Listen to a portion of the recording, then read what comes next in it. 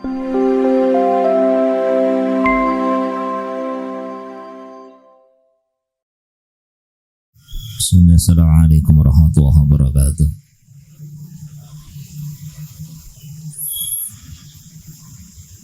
Alhamdulillah wassalatu wassalamu ala rasulillah sayyidina wa maulana Muhammadin ibni Abdillah wa ala alihi wa ashabihi wa man tabi'ahu wa man wala. Asyhadu an la ilaha illallah wahdahu la syarika lah wa asyhadu anna sayyidina Muhammadan abduhu wa rasuluhu la nabiyya ba'dah. Allahumma salli wa sallim wa barik ala sayyidina Muhammadin nabiyil ummi wa ala alihi wa sahbihi wa barik wa sallim. Qala Allah ta'ala fil Qur'anil Karim wa na'udzu billahi minasy syaithanir rajim. Ya ayyuhalladzina amanu taqullaha haqqa tuqatih wa la tamutunna illa wa antum muslimun. Qala Rasulullah sallallahu alaihi wasallam ittaqillaha haitsuma kunta wa bisayatal hasanata tamhuha wa khaliqin nas bi khuluqin hasan. Allahumma rahmna bil Qur'an sadaqallahul azim wa sadaqa rasuluhul karim. Khamdulillah khatilah ibu bapak dan saudara jamaah kajian duha yang dirahmati oleh Allah. Bersyukur kepada Allah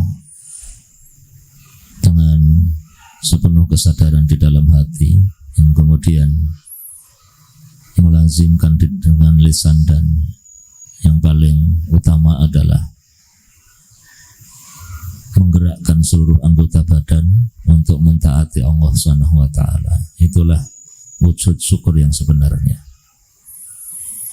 Keyakinan bahwa, kesadaran bahwa kita hidup karena dihidupkan oleh Allah, kita bisa makan karena dikasih makan oleh Allah, kita bisa berjalan karena diperjalankan oleh Allah, kita sehat karena disehatkan oleh Allah, kita bisa mencari nafkah karena diberikan perangkat yang mengantarkan kita kepadanya, dan segala sesuatu yang menempel nama kita di belakangnya, sungguh itu adalah milik Allah yang untuk sementara dipinjamkan kepada kita, kemudian nanti akan dipindah tangankan oleh Allah kepada hambanya yang lain.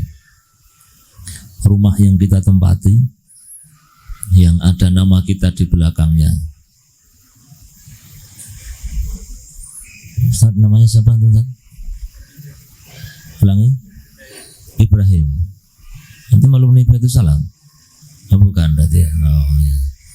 Oh, tadi saya dengar bahasanya kok mirip Ustadz Baitus Salam berarti ya. Nah, apa ada alumni mana, Ustaz? Ada Darurrobani. Oh, ada hubungan berarti ya antara santri Baitus Salam dengan santri Darurrobani itu kok. Pilihan kata kalimat-kalimatnya itu kok mirip gitu ya berarti ya. Kelihatannya masih muda ya, baru lulus beberapa tahun gitu ya. Jadi saya lebih tua berarti. Biasa saja gitu ya.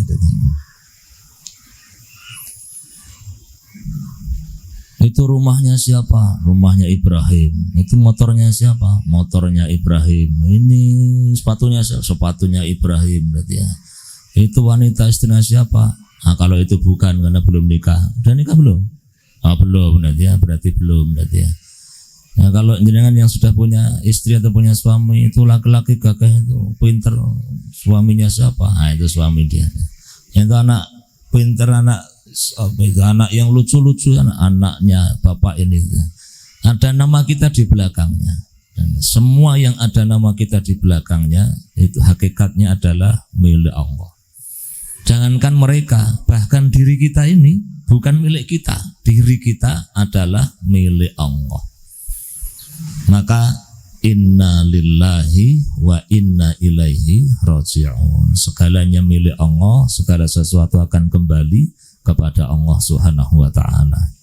Jadi kalau setiap kita paham ini kemudian meresap sampai ke dalam hati, insya Allah bukan tidak punya perasaan, tapi lebih mudah untuk mengendalikan dan mengarahkan pikiran, hati, dan perasaan kita, sehingga saat memilikinya tidak sombong dan tinggi hati, dan saat ditinggalkannya atau berpisah dengannya tidak rendah diri dan putus asa.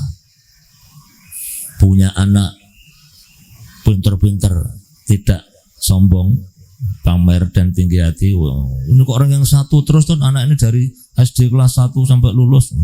Anak sopo ini cocok nang karo Pak Ning ini, gila. Itu namanya bahasa pamer berarti ya.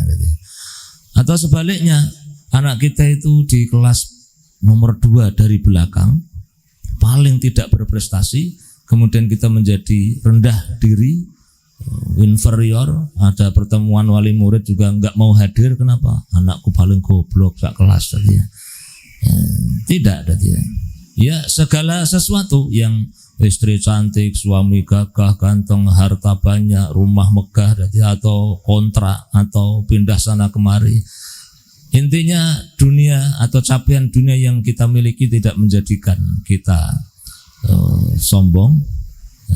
Kita meniru kalimatnya Nabi Sulaiman, hada min fadli rabbi liyabluwani aaskur am akfur. Ini semua adalah pemberian dari Robku, dan tidak diberikan ini kecuali untuk mengujiku, apakah aku akan bersyukur atau justru akan kufur.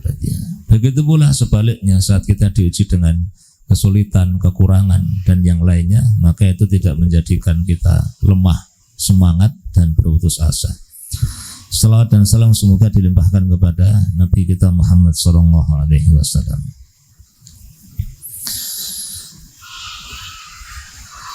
Bapak Ibu, saya melihat dari 2 bulan yang lalu ini, mohon maaf ya, jumlahnya kok belum ada perubahan berarti ya. Tapi bisa jadi orangnya berubah berarti ya.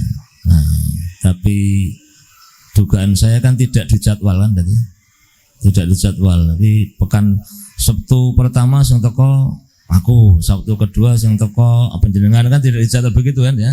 Ya, kalau misalnya nih ada panitia yang kesini, siapa yang bisa ibu-ibu yang bisa mengajak satu ibu-ibu yang ada di sana yang mau pulang, kemudian mau duduk di sini, dikasih hadiah 1 buah HP Galaxy A20 berarti A20 baru berarti. Kira-kira jenengan akan bergerak enggak berarti ya? Akan bergerak enggak berarti? Saya Ustaz. Wah, pasti berebut ke sana berarti. Bu, tolong. Tolong. Apa Bu? Ikut saya berarti. Kemana? Duduk berarti ya. Duduk aja. 45 menit duduk saja. Nanti ada HP 1 kita bagi 2. Nah, caranya kan begitu kan tadi. Nah, HP 1. Loh kok bisa? Ini memang dikasih hadiah begitu berarti ya. HP kan nanti, HP menarik perhatian, bernilai, harganya 2 juta, 3 juta. Nah, kenapa penjaringan belum melakukan, belum mengajak itu ibu-ibu yang itu supaya ke sini, atau ibu-ibu yang di jalan itu supaya ke sini? Karena hadiah yang disiapkan oleh Allah tidak kelihatan. Tidak kelihatan. Artinya apa? Keyakinan kita kepada janji yang disiapkan oleh Allah, bahwa siapa yang bisa menjadi jalan hidayah, menjadi jalan kebaikan bagi orang lain, dia mendapatkan pahala sebanyak orang yang mengikutinya. Itu kadang kita lupakan. Nah, kadang kita lupakan, atau ya itu kayak pelajaran gitu aja. Pelajaran itu kan lewat, masuk telinga kanan, keluar telinga kiri. Dan itu masih lumayan, berarti lewat. Karena ada yang begini, toeng itu balik berarti ya.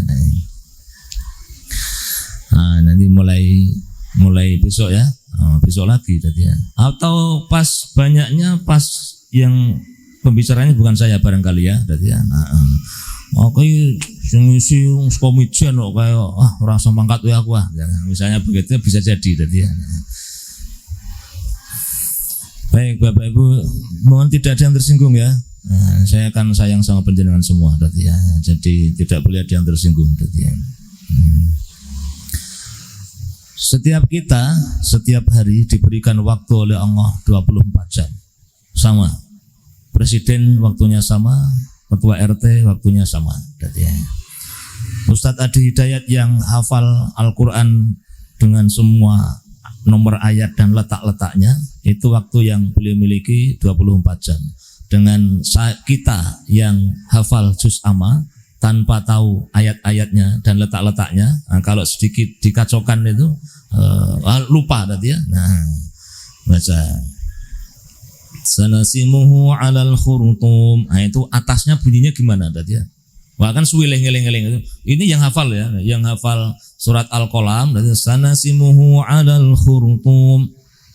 Kan hafalnya yang berikutnya tadi ya. Nah, yang sebelumnya ini apa tadi ya? Nah, dan saya ngomong begini ini ya lali tenan dadi dhuwure iki apa gitu lali tenan dadi. Tapi kalau Ustadz Adi Hidayat itu ngerti dadi atasnya unune piye ngisore piye itu beliau hafal. Padahal waktu yang beliau miliki dengan yang kita miliki sama dadi. Waktu itu terus berjalan. Waktu itu tidak dapat dihentikan. Waktu itu tidak dapat ditarik kembali. Waktu juga tidak dapat dipinjamkan, digantikan, apalagi diperjualbelikan. Kalau jam dinding itu bisa berhenti dengan rusak, habis baterainya, atau dengan bosen balang watu, tadi ya. Nah, berar gitu. Nah, itu detak jarumnya, detak jamnya itu berhenti dia. Tapi waktu akan terus bergulir. Matahari itu tidak pernah terlambat, juga tidak pernah kecepatan. Jadi yang kita, iki subuh kok gasik men saiki jam 4 durungono wis subuh iki. Ketoke wong-wong kuwi do kecepatan le subuh iki dadi ya. Nah, kecuali yang ikuti Muhammadiyah, selisih 8 menit ya dari jadwal yang umum beredar itu di jam-jam digital. Kalau Muhammadiyah subuhnya ditambah 8 menit. Jadi yang aman kalau pas Ramadan itu waktu sahurnya, waktu puasanya ngikuti yang umum, tapi waktu sholatnya ngikuti Muhammadiyah, ya. Nah, yang aman begitu, ya. Nyambung nggak ini, ya. Jadi kalau jadwal yang umum misalnya subuh jam 4, jadwal Muhammadiyah jam 4 lebih 8, itu baru subuh. Maka waktu imsaknya kita ngikuti yang umum, yang MUI, Depak gitu ya, umum. Kita sudah berhenti. Tapi waktu sholatnya nunggu nenek Muhammadiyah wis adzan, kita baru sholat. Jadi benar semua nanti. Kalau kebalik bisa meleset itu, ya. Kebalik bisa meleset.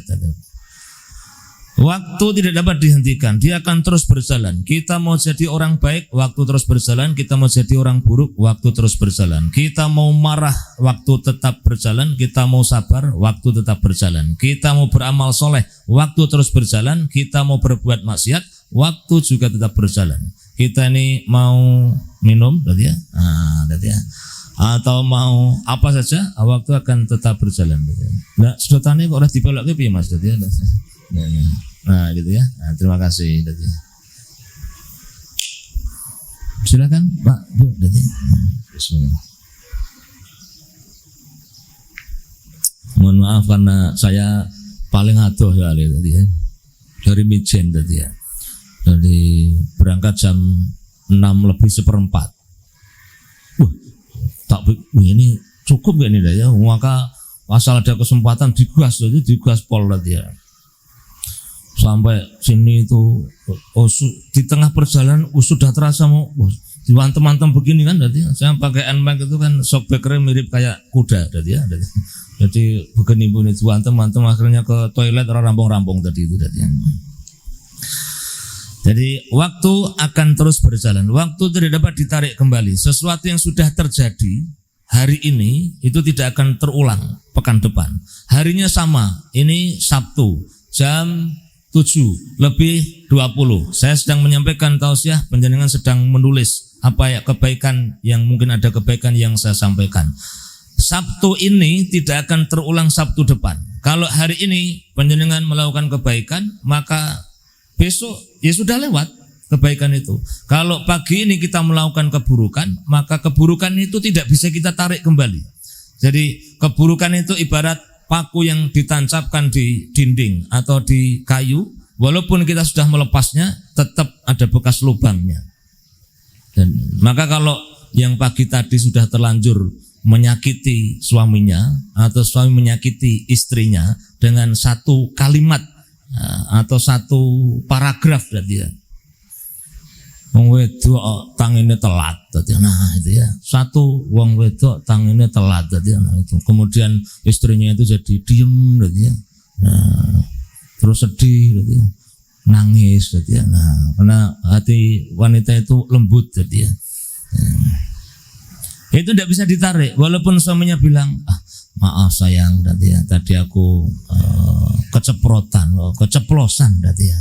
Ya maksud saya itu mau menyemangati tadi ya. Lah ya wong-wong itu kok tangine kawanan. Lho malah baleni neh tadi ya tadi nah itu tadi. Itu enggak bisa. Berarti akan teringat sampai pekan depan itu masih teringat dan umumnya wanita itu tidak usah diajari itu pandai menyimpan. Yang menyakitkan kayak begitu itu kalingan terus tadi ya. Nah, kalinganan tadi ya. Begitu pula kesalahan yang lainnya itu wanita mudah ingat tadi ya. Saya juga pengalaman, saya itu pernah ngelangke sajadah tadi ya. Sajadah saya tadi ya. Saya dikasih orang yang jamaah haji, terus saya dikasih tadi ya. Kemudian saya bawa kemana itu ngisi pengajian, lupa, hilang tadi ya. Itu istri saya itu sampai 1 tahun ijik kelingan loh tadi ya. 2 tahun ijik kelingan tadi ya. Tandanya apa? Ijik domong tadi ya. Ora sanggup sajadah Mas ndak ilang dadi udah. Terus yang dhisik kowe ilang kok dadi. Nah itu cicik kelingan dadi padahal saya itu sing ngilangke wis lali lho dadi ya. Dan itu punya saya dadi ya. Tapi jangan kasih tahu ke istri saya ya, beliau dia tidak ikut ke sini tadi ya. Dan saya sangat menyayangi istri saya tadi ya. Kemudian istri menyakiti suami, dengan gue jadi suami nggak bisa menjadi contoh bagi anak-anak. Itu kan suara teng begitu, terus menjadikan suami duduk diem delek-delek tadi ya. Nah itu jangan dilanjutkan. Nah dilanjutkan berbahaya. Nanti umurnya jadi pendek tadi. Maka banyak janda itu karena laki-lakinya meninggal duluan tadi ya. Kata Kiai Anwar Zahid begitu dah. Banyak janda dengan duda banyak mana tadi ya. Banyak janda. Kenapa? Karena yang laki-laki meninggal duluan. Atau kemungkinan kedua, kalau laki-laki istrinya meninggal, kan orang suwe ndang nikah neh. Makanya terus gak status dudanya kan orang suwe-suwe dah ya. Tapi kalau wanita ditinggal mati suaminya, itu butuh waktu dah ya. Sudah siap kan penggantinya orang teko-teko dah ya. Tapi guyonannya itu kenapa? Umumnya laki-laki meninggal duluan, mohon maaf ibu-ibu ya, karena kakean diunehni karo bojone gitu ya, itu. Ya, jadi mudah-mudahan suami panjenengan tidak termasuk yang itu. Jadi umpama diunehni iki termasuk sing tegar gitu ya. Tahan. Nah, Ibu ngomong terus Bu. Nanti ya saya sudah siap mendengarkan. Nanti ya saya dengarkan dengan lapang dada dan lapang dada senang hati aku dengarkan. Aku akan bergaya seperti batu dan meja yang tidak terpengaruh dengan apapun suara di sekitarnya. Mejo elek kayak kan diam saja dia ya. Diam saja. Maka laki-laki perlu belajar seperti itu. Karena seringkali yang diucapkan oleh istri itu bukan fakta. Ini kata Ustadz Salim Filah dia, apa yang diomongkan oleh wanita itu seringnya bukan fakta. Nah, maka jangan terpengaruh. Jangan terpengaruh. Ya ono ya ini ratau nyambut gawe. Nah ini bukan fakta, berarti ya. Bukan fakta kan berarti. Nah, maka jangan marah, berarti ya. Jangan marah, tenang, berarti yang tenang. Oh, ini bukan fakta, berarti ya. Ora tau kok apa-apa. Ini juga bukan fakta, berarti ya. Jelas salah, berarti ya. Aku ke suwe puluhan tahun jadi bojone sampean kowe terus mau kaya apa? Lu wis pirang-pirang berarti ya. Nah, itu bukan fakta, berarti ya. Jadi jangan marah, berarti ya. Mohon maaf ibu-ibu ya, dan ya ini saya cerita ibu-ibu saya di kampung sana, di kampung saya sana, dan dia mijen, dan ya. Nah kalau di sini Anda tidak tahu, dan ya. Nah. Kemudian waktu itu tidak dapat ditarik, mundur tidak bisa, berhenti diinjak orang, mundur hancur. Yang ketiga, waktu tidak dapat dipinjamkan, tidak dapat diganti, tidak bisa diperjualbelikan. Umpamanya saya sibuk, umpamanya saya sibuk, jadwal tausiah, ngajar, mulang ngaji, itu banyak sekali. Sementara nih Mas Ibrahim yang masih muda, orang patio sibuk, beliau punya waktu 5 jam sehari, iso ke dolanan game, ya. Umpamanya loh ya, nah, iso nge-game online berarti ya. Kemudian sadar, wah ini tidak efektif nge-game itu. Kemudian beliau datang ke saya, Ustaz, ini saya mau sedekah. Sedekah apa Mas? Kan saya lihat kok sibuk gitu ya, waktunya habis untuk acara kesana kemari. Nah ini saya punya waktu 5 jam setiap hari, saya sedekahkan kepada Ustadz. Silahkan digunakan. Jadi Ustadz setiap hari itu bisa bekerja, beraktivitas, berdakwah 31 jam berarti ya. Itu tidak bisa. Nah.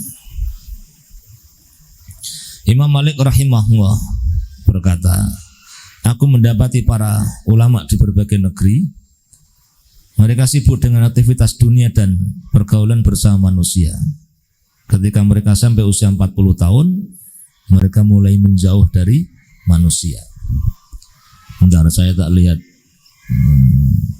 Nah, ini 75% ya, usianya sudah 40 tahun ke atas ya.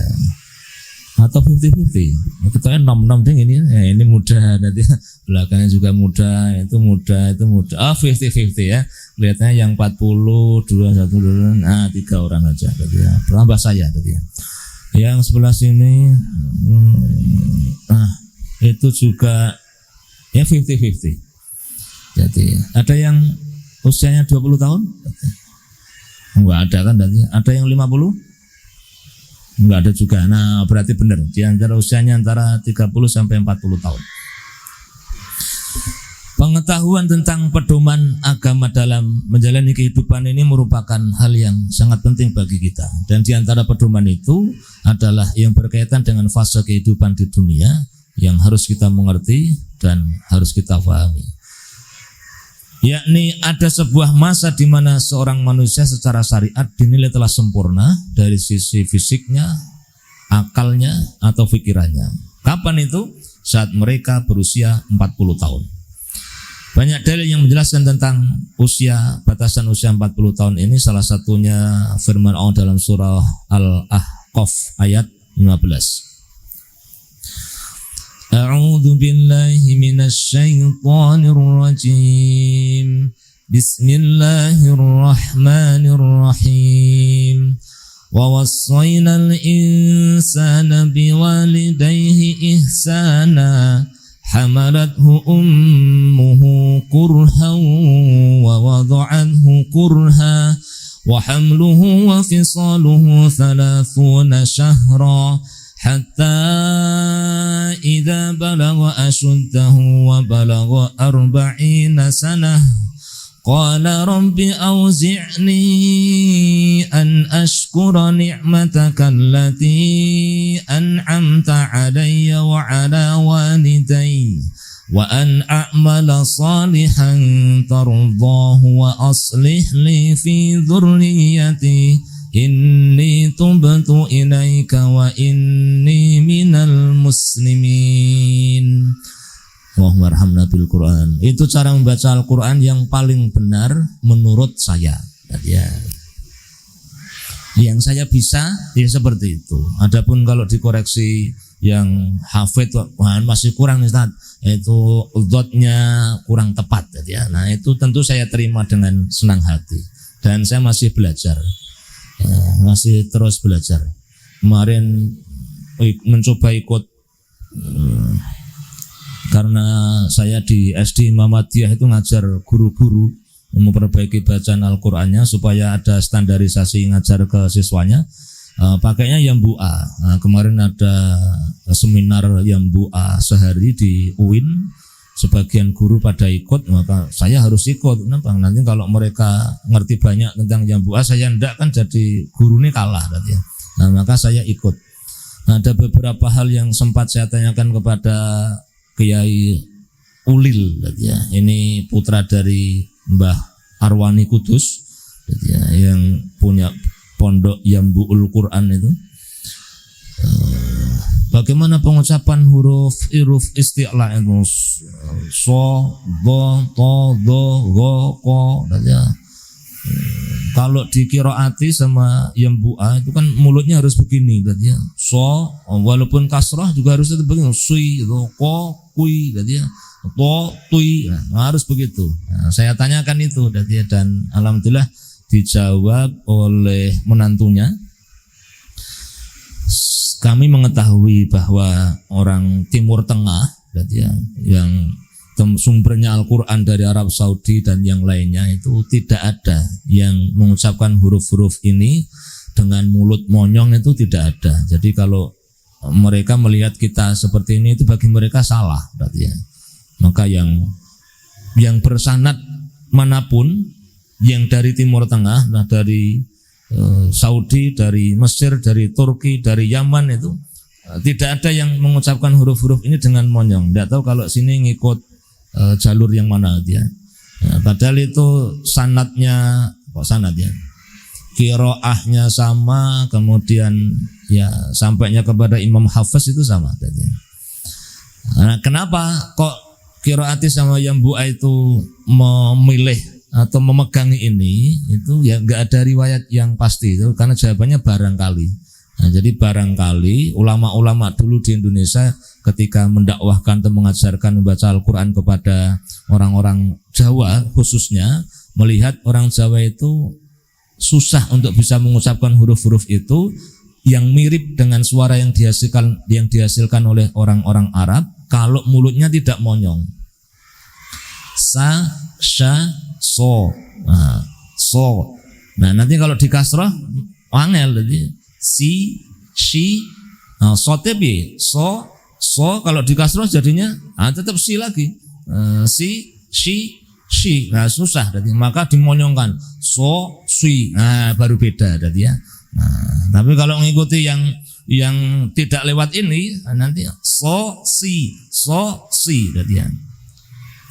Nah, itu membaca Al-Quran. Kenapa sih membaca Al-Quran kok harus begitu? Lah mbok karo kancane mbok wis luwih saisane berarti. Enggak, ini memang Al-Quran diturunkan dengan tajwid. Dengan tajwidnya. Maka saat kita belajar mengupayakan untuk bisa membaca, apalagi sampai bersanad itu berarti bersambung sampai ke Rasulullah SAW. Maka di situ ada pahala-pahala yang terus diinvestkan, terus dimasukkan ke dalam catatan kebaikan kita. Jadi tidak pernah ada ruginya. Pilihannya hanya dua, mampu membaca Al-Quran dengan fasih atau belum fasih tapi terus belajar. Dua-duanya mendapatkan kebaikan. Yang kurang bagus itu wis rumangsa apik terus ora gelem maca Quran, apalagi ora iso ngaji terus beralasan timbangku maca kakean salah, luwih apik ora usah maca. Nah, ini parah berarti ya. Tapi tajwid itu hanya untuk Al-Quran ya. Tajwid itu hanya untuk Al-Quran. Selain Al-Quran itu tidak perlu menggunakan tajwid. Misalnya baca hadis, man ra'a minkum munkaran falyughayyirhu biyadihi. Itu tidak perlu ditajwidkan. Man ra'a minkum munkaran. Nah, ini enggak perlu begitu. Apalagi ngomong bahasa Arab itu enggak perlu pakai tajwid. Ya. Ila aina, ila aina itu kalau orang Arab mengucapkannya bisa ila ain atau ilain gitu dah. Dan itu tidak apa-apa. Kalau baca Al-Quran adalah ila aina harus i, jadi kalau ngomong nggak boleh ila ilain gitu dah. Mau kemana? Dari ilain gitu dah. Jadi kalau kita besok Sabtu hadir di majelis duha ya Bu ya, itu jawabannya juga tidak perlu pakai tajwid. Ya. Insya Allah, nah, harus 5 harokat begitu enggak ya, nah, enggak perlu ya. Nah, itu ada nanti kotak infak ya, kotak infak itu aja tidak usah. Ini kotak infaknya mana? Ini kotak infaknya nanti malah rodoloro berarti iki tadi ya. Nah, tapi untuk Al-Quran nah, itu harus tadi. Dan kami perintahkan kepada manusia berbuat baik kepada kedua orang tuanya. Ibunya telah mengandungnya dengan susah payah dan melahirkannya dengan susah payah pula. Masa mengandung sampai menyapihnya selama 30 bulan. Hatta idza balagha asuddahu wa balagha 40 sanah. Hingga apabila dia anak itu telah dewasa dan umurnya mencapai 40 tahun, maka dia berdoa, Rabbi auzi'ni an ashkura ni'mataka allati an'amta 'alayya wa 'ala walidayya wa an a'mala shalihan tardahu wa aslih li fi dzurriyyati inni tubtu ilaika wa inni minal muslimin. Ya Rabbku, berilah aku petunjuk agar aku dapat mensyukuri nikmat-Mu yang telah Engkau limpahkan kepadaku dan kepada kedua orang tuaku, dan agar aku dapat berbuat kebajikan yang Engkau ridhoi. Dan berilah aku kebaikan yang akan mengalir sampai kepada anak cucuku. Sesungguhnya aku bertobat kepadamu dan sungguh aku termasuk orang-orang muslim. Imam As-Syaukani rahimahullah mengatakan, para ulama pakar tafsir menyatakan bahwa tidaklah seorang nabi diutus melainkan mereka telah berusia 40 tahun. Ayat ini menunjukkan bahwa jika seseorang mencapai usia 40 tahun, maka dia dianjurkan untuk memperbanyak doa ini. Nah, jadi yang sudah 40 tahun harus menghafal ini. Yang sudah 40 tahun harus menghafal ini. Yang rencananya mau 40 tahun juga mulai menghafal ini. Punya rencana untuk 40 tahun kan berarti ya? Kalau yang tidak punya rencana, kita rencana aku 35 mati aku berarti ya. Nah, itu. Semoga usianya dipanjangkan yang berkah ya. Amin ya rabbal alamin. Wa minkum man yutawaffa wa minkum man yuraddu ila arzalil umuri likay la ya'lama min ba'di ilmin syai'a. Dan di antara kamu ada yang diwafatkan dan ada pula yang dikembalikan sampai usia sangat tua, sehingga dia tidak mengetahui lagi sesuatu yang telah diketahuinya. Yang ini surah Al-Hajj ayat 5.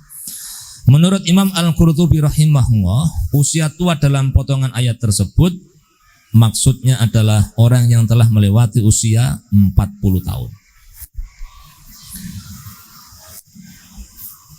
Mendengar ayat ini, siapa yang harus khawatir? Yang tua atau yang muda? Atau dua-duanya?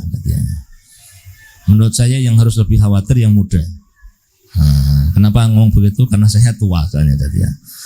Kenapa? Karena kalau tua tidak mungkin mati muda.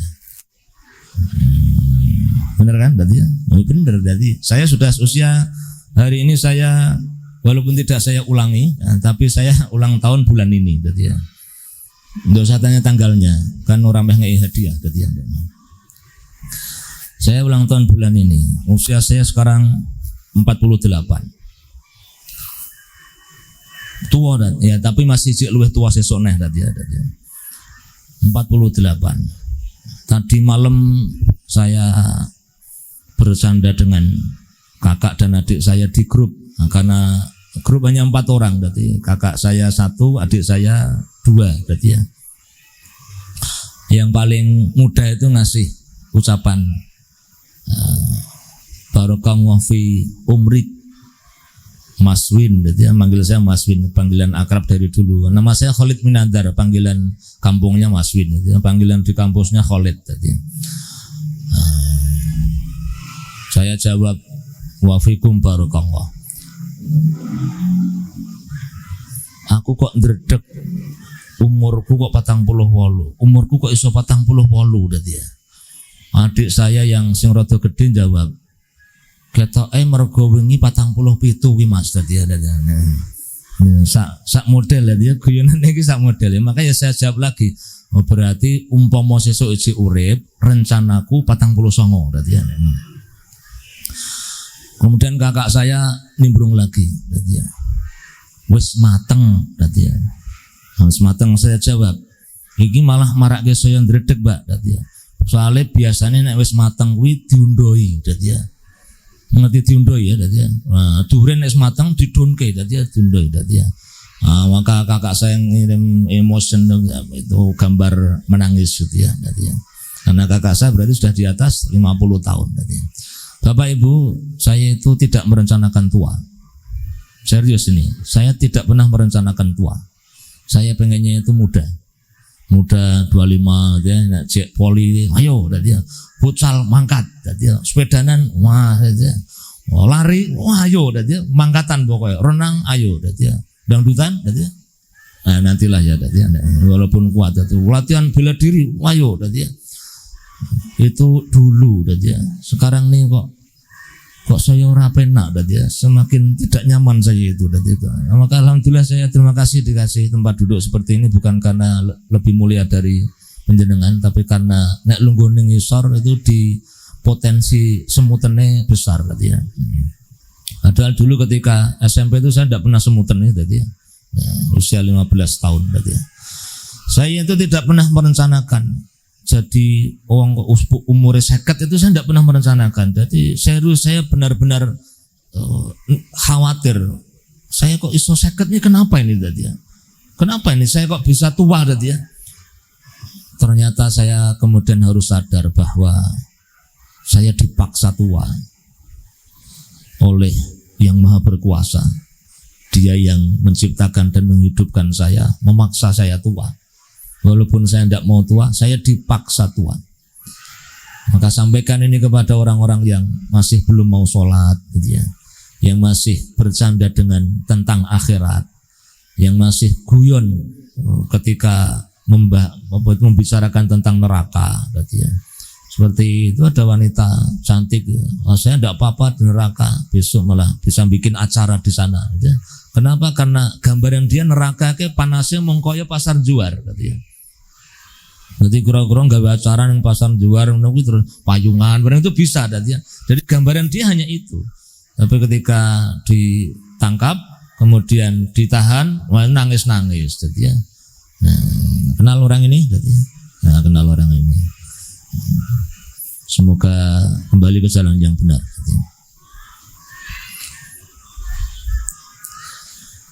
Jadi kita menjadi tua ini bukti eksistensi keberadaan Allah Subhanahu wa ta'ala. Dan setiap kita yang dihidupkan oleh Allah dalam waktu yang panjang, maka kita akan melewati usia 40 tahun ini. Dan maka dianjurkan yang sudah berusia ini untuk menghafalkan doa itu. Dan siapa saja yang telah melewati usia 40 tahun hingga akhir hayatnya, maka sesungguhnya dia telah berada dalam fase-fase terakhir kehidupan, sisa jatah usia yang insya Allah tidak terlalu lama. Sebagaimana kehidupan manusia yang umumnya akan berakhir pada kisaran usia 60 hingga 70 tahun. Abu Hurairah radhiyallahu anhu meriwayatkan bahwa Rasulullah SAW bersabda, "A'maru ummati ma baina sittin wa sab'in wa aqalluhum man yajuzu dzalik." Usia umatku antara 60 hingga 70 tahun dan sedikit dari mereka yang melewatinya. Bapak saya alhamdulillah masih sehat, usianya 75 tahun. Nah, itu dicari padanannya di kampung wis rada angel. Jadi ada yang usianya dipanjangkan seperti itu, tapi jumlahnya tidak banyak. Jadi silahkan cari di sekitarnya yang usianya 75, nah itu susah nih, sudah susah nemukan. Karena rata-rata 60 tahun mangkat ya, 65 pamit ya. Mau ada lagi yang semangat ya, 40 loro mangkat ya. Nah, maka hati-hati ya. Nah, karena kita tidak pernah tahu kapan ajal itu akan menjemput kita. Sementara jika dirunut dari hitungan umur balik seorang manusia, anggap saja balik usia 15 tahun. Nah, karena ini batas balik paling lambat itu 15 tahun. Jadi kalau ada anak gadis sudah datang bulan atau haid di usia 12 tahun, ya berarti saat itu dia mulai balik, amalnya mulai dicatat oleh malaikat. Ada anak laki-laki kita usianya 13 tahun sudah mimpi basah, maka berarti sejak saat itu dia sudah balik. Dia sudah harus ngerti bagaimana caranya mandi besar. Nah, bapaknya paling bertanggung jawab, sehingga bapak harus ngerti kapan anak laki-lakinya mimpi basah yang pertama kali, dan ibu harus ngerti kapan anak gadisnya haid yang pertama kali. Apa yang harus dilakukan, kewajiban-kewajiban apa yang sudah tidak ada alasan lagi untuk meninggalkannya.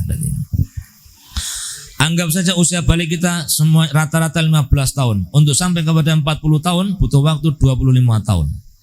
Nah, masa 25 tahun ini merupakan masa-masa pembentukan kualitas diri seseorang.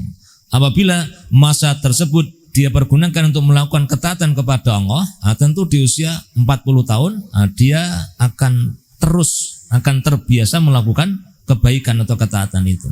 Dan sebaliknya, apabila sebagian besar masa tersebut dihabiskan dalam kubangan maksiat, maka dia juga akan terbiasa melakukannya di usia 40 tahun ke atas. Wal'iyadzubillah. Kita berlindung kepada Allah dari kondisi seperti itu. Kecuali sebagian orang yang bertaubat dengan taubatan nasuha, mendapatkan taufik hidayah dari Allah, ditolong oleh Allah, dia mampu meninggalkan masa mudanya yang buruk, kemudian dia ganti dengan kebaikan. Tapi hitung-hitungan manusia itu beratnya luar biasa. Bahkan sebagian ulama mengatakan man asa ala syai'in mata alai. Barang siapa yang hidup dengan kebiasaan tertentu, maka dia akan mati dalam kebiasaannya itu. Ini tidak berlaku 100%, tapi mayoritasnya begitu. Maka siapa yang sering marah-marah, dia berpotensi mati dalam keadaan marah-marah. Berarti ya. Yang sering merokok, setiap hari merokok, dia berpotensi mati dalam keadaan merokok. Berarti ya. Udut lali bablasan rono tadi, nah mati tadi ya. Udut kebalik, bisa mati tadi ya. Termasuk yang mohon maaf ya, yang jualan begitu tadi ya, jualan tadi ya, pakai mikrofon tadi ya, tahu bulat. Nah, itu kalau terlalu sering itu berpotensi nanti mati pas ngomong tahu bulat itu tadi. Ya, maka sering-seringlah membiasakan kebaikan. Tidak ada seorang hamba pun yang mengetahui kapan ajal kita tiba. Kematian itu sebuah keniscayaan, kepastian. Tapi kapan kita akan mati itu menjadi rahasia bagi semua hamba.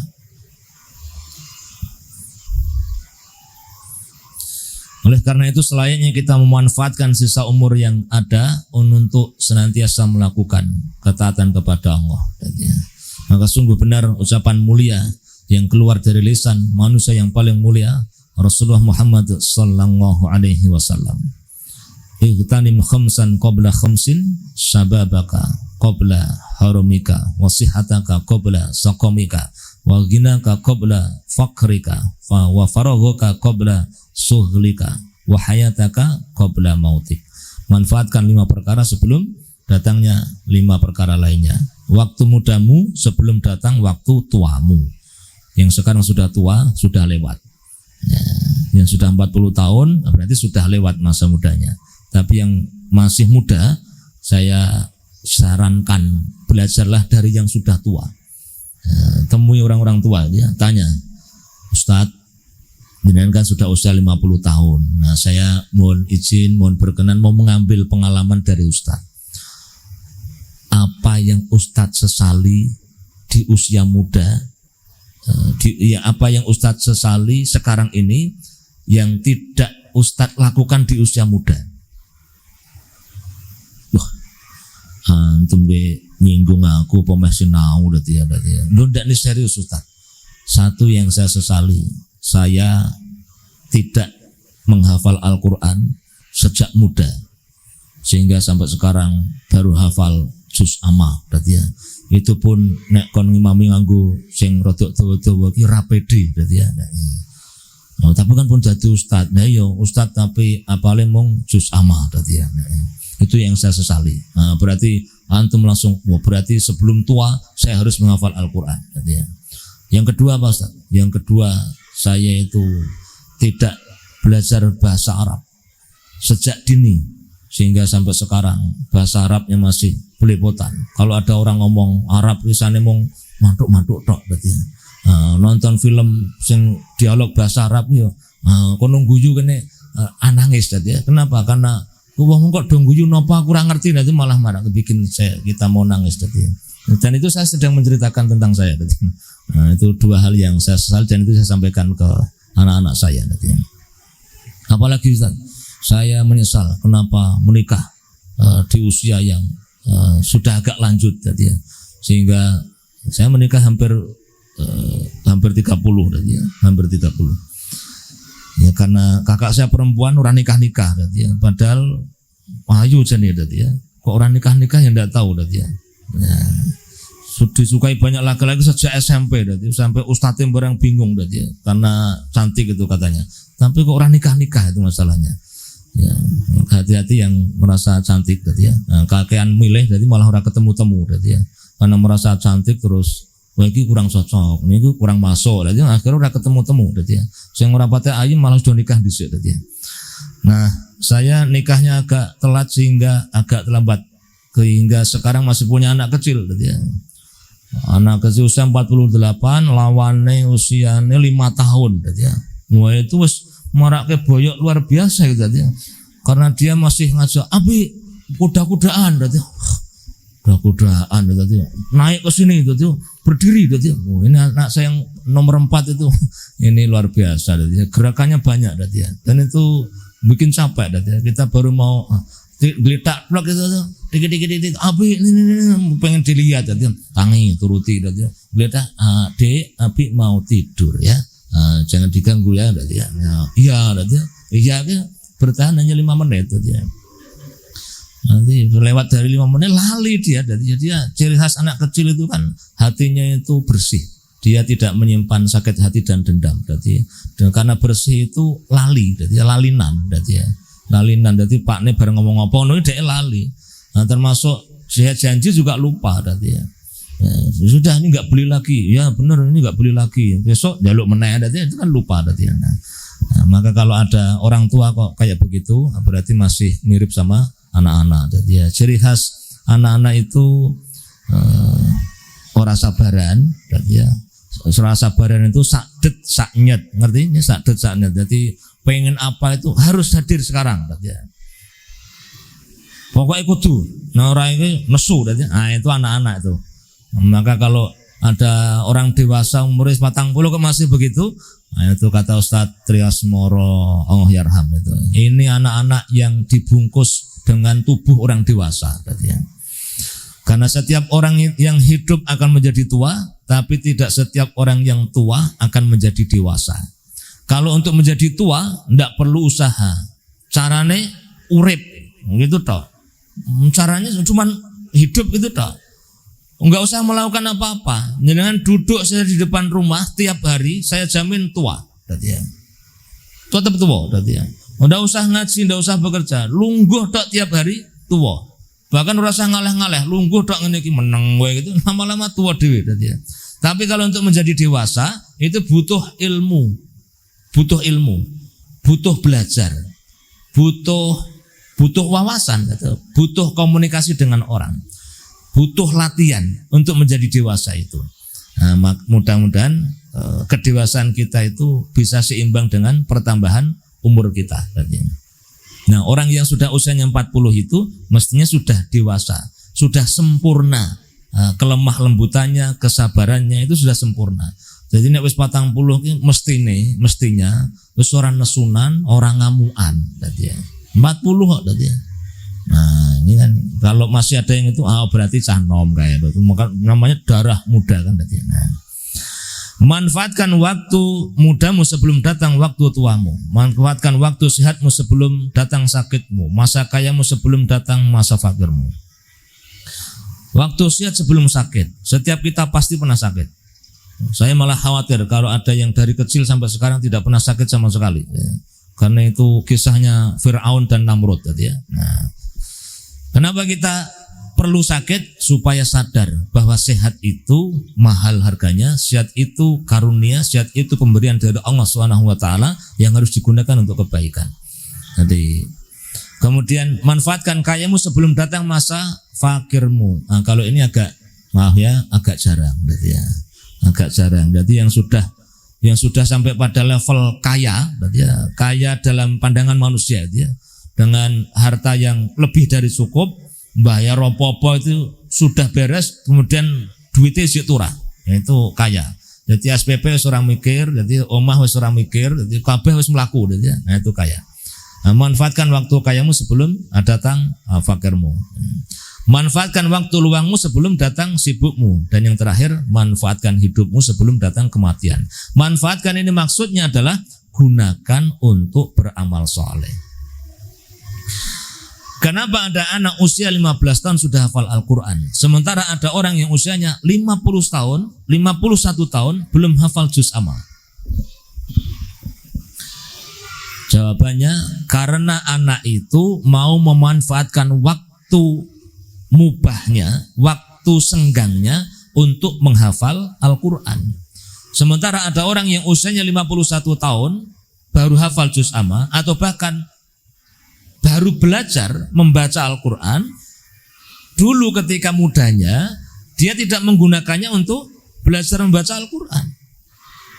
Sehingga orang soleh itu adalah orang yang mau menggunakan waktunya atau menginvestasikan waktunya, atau lebih dahsyat lagi, kalau dirasa berat, mau mengorbankan waktunya untuk melakukan kegiatan yang wajib dan sunnah. Itu orang soleh. Sedangkan orang celaka, orang sengsara adalah orang yang waktunya habis untuk melakukan perbuatan yang haram.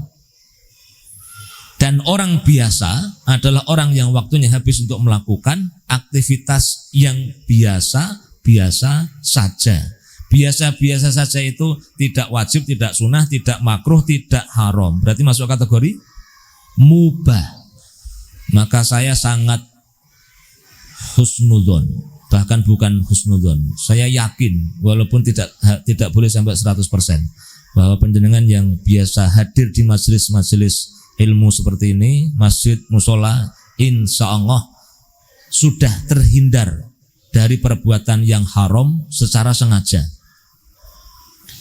Kan model-model seperti ini kan insya Allah kan wis orang nyolong kan tadi. Nah, tidak mencuri, insya Allah tidak mencuri kan itu. Jadi bendahara wali santri itu kegiatan apa misalnya, terus sengaja bendaharane iki duwite 750 ditulis 650 misalnya, itu kan insya Allah tidak berarti ya. Tapi nek salah hitung bisa berarti ya. Terus sengaja menipu insya Allah juga tidak. Apalagi kok mau yang lebih parah dari itu, nyoba nyambi dodolan sabu kan tidak berarti ya. Yang haram-haram tidak, selingkuh juga tidak, demi tangganya juga tidak, judi juga tidak, minum khamr juga tidak, yang haram-haram tidak kan berarti. Bahkan rokok sudah ditinggalkan. Padahal mayoritas penduduk negeri ini yang kaum muslimin masih mengikuti fatwa yang rokok itu hukumnya makruh. Makruh saja kita tinggalkan, apalagi yang haram. Tapi kalau haram tidak sengaja tetap bisa ketemu. Bisa ketemu Pak? Nah, haram tidak sengaja itu bisa ketemu. Numpak motor, disalib, cahnom, boncengan, telon, wedok, berarti ya, ngucelono pendek semini itu. Astagfirullahaladzim berarti. Tapi kok gasnya malah saya banter berarti ya, ngetotke ternyata. Nah, itu tidak sengaja berarti gitu. Maka saya sangat percaya, saya sangat yakin bahwa insya Allah kita tidak secara sengaja melakukan perbuatan yang haram. Yang makruh pun sudah kita tinggalkan. Tapi kalau yang mubah, nah yang mubah nih ya, aktivitas yang mubah dan itu memakan banyak waktu yang kita punya, itu masih kita lakukan. Contoh mubah, nonton TV, jadi masih nonton TV tidak? Masih, ya. TV itu hukumnya mubah dan jelas mubahnya kalau TV-nya tidak dinyalakan. Nah, itu mubah, jadi TV-nya mati, ya. Mau kabelnya pedot, jangan tonton, itu mubah. TV ku kotak, ya. Ireng, ya. Warnanya ireng, ya. Itu mubah. Ya. Tapi kan ini begitu dinyalakan, ada stasiun channelnya di situ, maka hukumnya bisa berubah menjadi sunnah, bisa berubah jadi makruh, bisa jadi haram. TV nyambung ke Masjidil Haram, ini ya berpahala insya Allah. Kita lihat bisa menumbuhkan kerinduan kita ke Ka'bah, lihat nanti Masjid Nabawi, lihat makom Nabi, kemudian ada kerinduan kita menjadi bersolawat kepada Nabi, pengen umroh, pengen haji. Nah itu nilainya bisa menjadi sunnah. Sunnah dalam pengertian berpahala. Atau acara di negeri TV One mengadakan Indonesia berdoa, menghadirkan Ustadz Abdul Somad, kita saksikan itu, nilainya juga bisa berpahala. Tapi nanti bisa berubah menjadi makruh, bisa berubah jadi haram kalau acara yang lainnya. Nah, secara umum TV itu mubah. Nonton sinetron, masih nonton sinetron Ibu? Alhamdulillah ya, sudah terbebas dari itu. Berarti sudah nggak nonton TV kan? Aman berarti ya. Bapak-bapak masih nonton sepak bola berarti ya. Sesekali nek pas ono pertandingan kan berarti nek orang ono masuk nek bolanya ditonton itu jangan beli bola 3-2-3 ditonton begini. Nah, itu juga mubah berarti ya. 1 jam nonton bal berarti ya. Nah, nonton ke stadion Jatidiri, Trilomba Juang, itu juga mubah. Hukumnya mubah. Nanti bisa barengan dengan yang makruh dan bisa bareng dengan yang bisa dengan yang haram berarti ya. Dan kalau nonton olahraga, pertandingan atau apa saja kita sebut hiburan, maka hasilnya harus bahagia. Jadi nonton pertandingan itu harus bahagia. Nonton sinetron juga harus bahagia. Kalau tidak bahagia berarti tidak berhasil sebagai hiburan. Maka jenengan kalau nonton bola jam 2 dini hari, PSIS melawan Real Madrid, misalnya begitu berarti ya. Oh itu harus bahagia berarti ya. Ora mungkin katanya sampai kiamat gitu, ora mungkin berarti ya. Ya jangan karo Vietnam lah ya berarti ya. Jadi PSIS masukkan bola ke Vietnam, hore berarti ya. Allahu Akbar, Vietnam masukkan bola ke PSSI berarti ya. Itu juga tidak boleh marah-marah. Kalau marah-marah nanti bisa jadi makruh, bisa jadi haram. Apalagi sampai mengumpat. Nendang loh. Yang pengen bola itu masuk, orang yang paling pengen bola itu masuk ke gawang lawan, dia yang main. Jadi tidak perlu digoblok-goblokin dan dimarah-marahi dan tidak perlu disuruh buat dilebokke itu pasti sudah pengen berarti ya. Dia harus senang. Mancing itu mubah. Kalau mancing menjadi jalan nafkah, maka jam 8 ternyata tadi ya. Maka hukumnya bisa jadi sunnah atau bahkan wajib. Tapi mancing untuk hiburan, mancing untuk hobi, hukumnya mubah. Maka mancing harus senang. Tek. Alhamdulillah. Lho, iwake kok do lewat tadi ya. Lho. Kowe kok do ramangan ki napa iki tadi ya? Oh, setengah jam. Oh ya wis tadi ya. Wis tak kei pakan wae ora usah tak pancing wis tadi ya. Nah, gitu.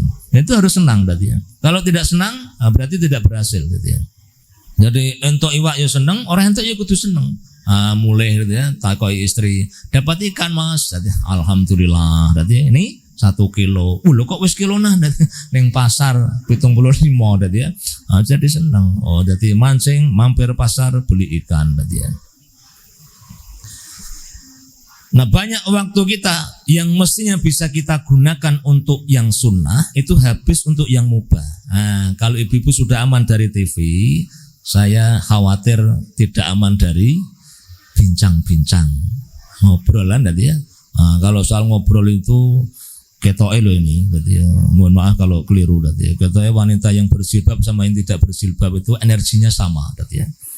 Baik yang berjilbab, yang bersadar atau yang tidak bersadar itu energinya juga sama. Kalau ketemu, itu potensi bincang-bincangnya panjang berarti ya. Dan memang secara penelitian begitu. Jadi potensi ibu-ibu untuk ngobrol itu kalau dialihkan untuk membaca Al-Quran, wah itu energinya, pahalanya luar biasa berarti. Maka yang harus kita lakukan sekarang agar hidup kita menjadi lebih baik, 1, maksimalkan waktu untuk yang wajib dan sunnah. Karena tema kita hari ini berpacu dengan waktu.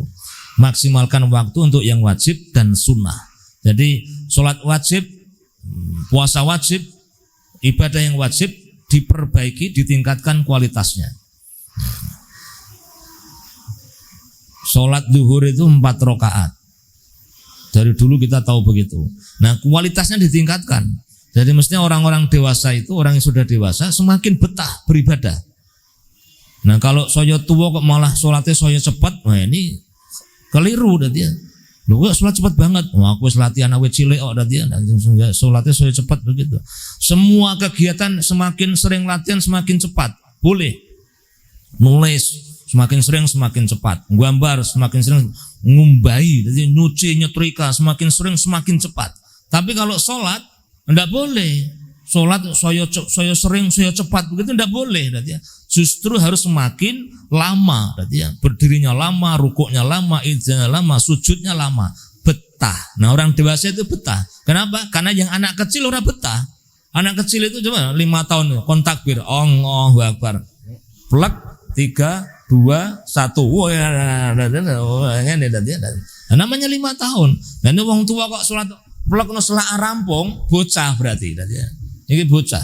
Sehingga ada 3 binatang yang dilarang untuk ditiru di dalam sholat. 1 anjing, itu sujud dengan nempel begini, sikunya nempel, tangannya nempel, itu mirip anjing. Kemudian onta. Onta itu kalau bangkit dari duduk, dari jerum itu sing munggah bokongnya sik ya.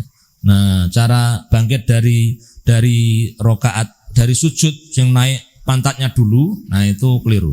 Tidak perlu saya peragakan ya. Ya pokoknya tangan bertumpu pada kaki atau pada lantai, tapi yang dinaikkan pantatnya dulu, set begitu. Nah itu tidak ya, dilarang. Jadi harus beriringan, set begitu. Kemudian yang ketiga ayam. Rasulullah pernah menyebut ada orang yang sholat seperti ayam mematok kan nyucuk, ayam nyucuk, ayam makan beras itu nyucui beras kan tidak ada yang kalem, kan nggak ada yang Bismillah, tek, saya laren saya sabar, ya, tek itu nggak ada. Wah, ayam pun nek mangan mesti. Nah, kalau ada orang sholat kok begitu, Allahu Akbar, Allahu Akbar, itu sok beker iki mega pro, itu sud, ya. Nah, itu masih kategori anak-anak. Maksimalkan untuk yang wajibnya sudah bagus, tambah dengan yang sunnah, dan yakin kita masih punya waktu. Kemudian yang kedua, kelola waktu mubah secara cermat. Jadi selain kalau wajib sudah kita tunaikan, sunnah sudah kita kerjakan, pasti kita masih punya waktu. Pokoknya asal kita masih sempat untuk buka YouTube, berarti kita masih punya waktu untuk membaca atau menghafal Al-Quran. Apa perlunya kita ngikuti sidangnya Sambo? Enggak ada perlunya. Di rapat RT tidak ditanya, berarti ya. Jadi enggak ada perlunya. Kamu pengen tahu, nona wis ngerti mah apa, berarti ya. Enggak ada perlunya, karena itu ora rampung-rampung gitu ya. Tunggu nanti kalau sudah selesai baru didengarkan informasinya. Oh, vonisnya Sambo dihukum mati separuh. Nah, misalnya begitu berarti ya. Yang terakhir, tinggalkan yang makruh, sampaikan yang haram. Ya. Itu saja pesan dari saya. Karena kita lewat jam 8. Terima kasih atas perhatian. Mohon maaf atas segala kekurangan. Semoga Allah mengampuni dosa-dosa kita yang telah lalu dan memperbaiki amal-amal kita yang akan datang. Waktu saya kembalikan ke pembawa acara. Billahi taufiq wal hidayah. Wassalamualaikum warahmatullahi wabarakatuh.